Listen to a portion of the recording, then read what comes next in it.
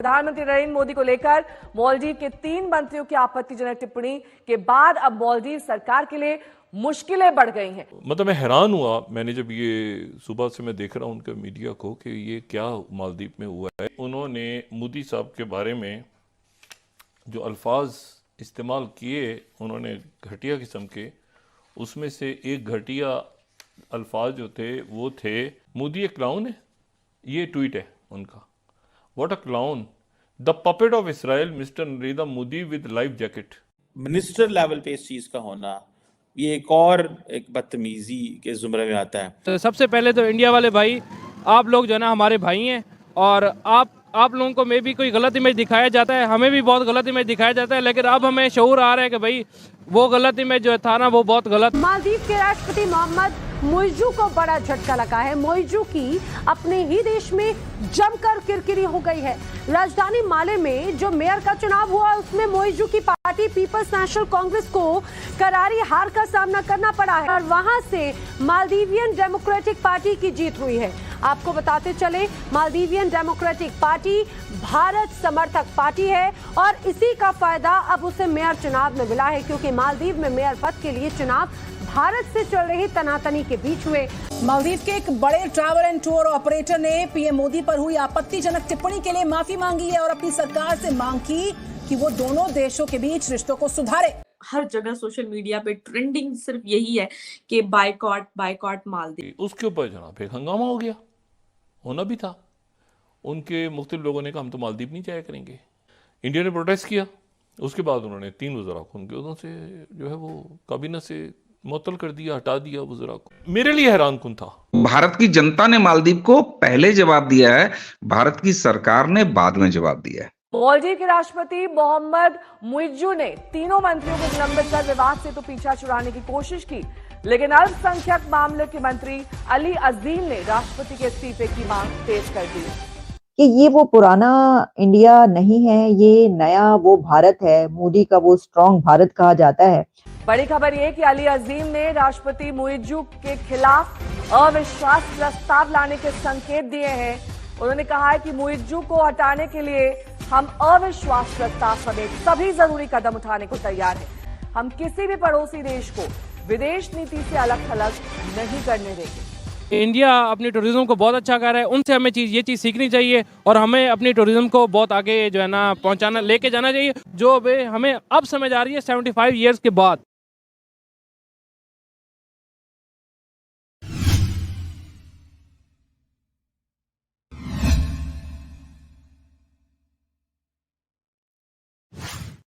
भारत के विरोध में मालदीव में सरकार बनाने वाले मुइज़्ज़ू सरकार के बयानों से भारत के साथ रिश्ते तल्ख हो चुके हैं। इस पर मालदीव के ट्रैवल एजेंसी ने पीएम मोदी पर हुई आपत्तिजनक टिप्पणी के लिए माफ़ी मांगी है। मुइज़्ज़ू सरकार तीनों मंत्रियों को हटा के विवाद से तो बचने की कोशिश की, पर वहाँ के नेता अली अजीम मुइज़्ज़ू के खिलाफ अविश्वास प्रस्ताव लाने की संकेत दिए हैं। उन्होंने कहा है कि हम किसी भी पड़ोसी देश को विदेश नीति से अलग नहीं होने देंगे। मालदीव के कुछ एमपी इस पर निंदा जताते हुए भारत से माफ़ी मांगी है और उनके सरकार से कहा कि ऑफिशियली भारत से माफ़ी मांगनी चाहिए। मालदीव के पूर्व रक्षा मंत्री मारिया अहमद दीदी ने वहां के नेताओं के बयान को टारगेट करते हुए बताया कि जब भी मालदीव को ज़रूरत पड़ी है, इंडिया सबसे पहले आके मालदीव को बचाया है। अब इस पर पाकिस्तान के कुछ लोग ये भी कह रहे हैं कि भारत अब अपनी टूरिज्म को इस कदर अपग्रेड करेगा कि मालदीव से भी आगे निकल जाएगा। 8,000 से ज्यादा 8,000 hotel bookings by Indians have cancelled trips to Maldives. Indian Ministry of External Affairs जो हैं summons Maldives high commissioner Ibrahim Sahib उनका नाम है और उनको बुलाया गया है और वो जो है मिनिस्ट्री पहुंचे हैं और वहां पर उनसे बातचीत हुई है और उनसे सख्त किस्म का एहतजाज किया गया है। मालदीव्स एमपी जो हैं वो अपोलोजाइज कर रही हैं कि माफी चाहते हैं, लेकिन उन्होंने साथ में ये कहा कि जो मालदीव्स है उसको ऑफिशियली माफी मांगनी चाहिए, अपोलोजाइज करना चाहिए, उनकी तरफ से अपोलॉजी आनी चाहिए ऑफिशियली गवर्नमेंट की तरफ से, मालदीव्स की गवर्नमेंट की तरफ से इंडिया के पास ये माफी का दरखास्त करनी चाहिए। हर तरह से इंडिया उनकी मदद करता है और करता आया है। तो ऐसी सिचुएशन में ये कैसे मुमकिन है कि एक जो मुल्क है वो मुंह उठा के जो है, मुझे तो हैरानी हो रही पाए हो कि गया मतलब मैं ये सोची थी कि क्या पागल हो गए हैं, इनका दिमाग खराब हो गया, इन्होंने ये बात क्यों की है। मतलब तानु की पैसी, मतलब हुआ क्या आपको, आपका दिमाग खराब हो गया कि अचानक से आपने उठ के ये कर दिया। लेकिन जैसा हमने पहले भी इसके ऊपर बात की, हमने तफसीली गुफ्तगू की है, जैसे कि एक्सपर्ट ओपिनियन भी लिया, और हाँ कि इसकी जो एक हिस्टोरिकल पर्सपेक्टिव है, खास तौर पर इसमें जियो पॉलिटिक्स इन्वॉल्व है। मालदीव्स की इस हरकत के बाद, इस एक बहुत बड़ी मिस्टेक, एरर और गलती के बाद, या इस ब्लंडर के बाद कि अब लक्षद्वीप को जो है वो मालदीव्स के बराबर लाके खड़ा किया जाएगा, और वहां पर टूरिज्म अब मालदीव्स के टूरिज्म को बीट नहीं कर देगा सिर्फ, बल्कि मालदीव्स का टूरिज्म हो सकता है कि ये बिल्कुल खत्म हो जाए, बहुत कम हो जाए, क्योंकि लक्षद्वीप को इस तरीके से ट्रांसफॉर्म करेंगे इंडिया वाले और इंडियन गवर्नमेंट के। आप देखेंगे कि वहां पर कितनी बड़ी तादाद टूरिस्टों की अब जानी शुरू हो जाएगी। बैकफुट पर तो मालदीव ऑलरेडी चला गया था कि जब वहां से कहा जा रहा था कि 3 मिनिस्टर्स को जो है वो सस्पेंड किया गया फौरी तौर पर। लेकिन इसके बाद जो है अब क्या होगा, इसके बाद माफी आएगी, और क्या माफी अगर आती है, ये जो माफियां आ रही हैं, इसके अलावा जो एक ऑफिशियल माफी अगर वो आती है, तो क्या इंडिया इस स्टेप को वापस ले लेगा कि लक्षद्वीप को डेवलप नहीं करेगा? ऐसा नहीं होगा। मालदीव के 3 मिनिस्टर्स जो हैं उनको सस्पेंड कर दिया गया है कि ये जो मिनिस्टर्स थे ये रिस्पॉन्सिबल थे बिकॉज इन्होंने प्राइम मिनिस्टर मोदी के बारे में और भारत के बारे में कुछ डेरोगेटरी रिमार्क्स जो थे वो दिए थे। और इस पे पहले तो जो मालदीव की गवर्नमेंट थी उन्होंने अपने आप को इससे डिस्टेंस पे रख लिया, उन्होंने कहा जी हमारा इससे कोई ताल्लुक नहीं है। और मालदीव की गवर्नमेंट ने इसके ऊपर क्लैरिफिकेशन जारी की थी और ये कहा था कि जो प्राइम मिनिस्टर मोदी के बारे में जो रिमार्क्स हैं ये इसका हुकूमत से कोई ताल्लुक नहीं है। सुनने में ये आया कि मालदीव गवर्नमेंट जो है उसको तकरीबन एक बड़ी तादाद में जो टूरिस्ट हैं वो इंडिया से जाते हैं, और कहा जाता है कि सबसे बड़ी तादाद में टूरिस्ट इंडिया में जाते हैं रशिया और चाइना के अलावा। और कहा गया है कि हाईएस्ट नंबर विजिटर्स जो हैं वो जो दिसंबर 2023 का एक डाटा है उसके मुताबिक, so it's a big number in that sense, जो कि मेरे पास एक छोटे से स्टैटिस्टिक्स हैं। मेरे लिए ज़ाती तौर पे ये एक बहुत बड़ी शॉकिंग खबर है कि एक मुल्क कैसे अपने मिनिस्टर्स को जो है वो सस्पेंड कर सकता है।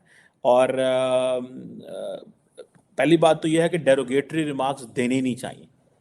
It's not about prime minister Modi, it's not about India. आपकी डिफरेंस ऑफ ओपिनियन हो सकता है, आप अपना डिफरेंस ऑन इश्यूज करें। अगर मालदीव का और भारत का मसला है तो एक इश्यू के ऊपर डिफरेंस करें।